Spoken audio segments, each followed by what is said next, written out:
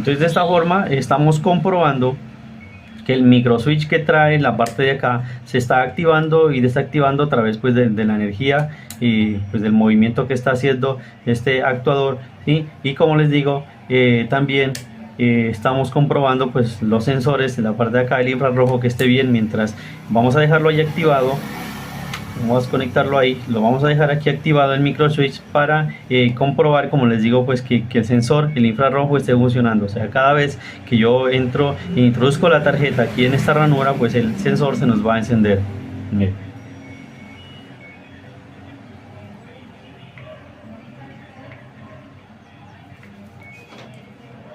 Ok, y de esta forma ya hemos comprobado pues que el sensor pues está bien.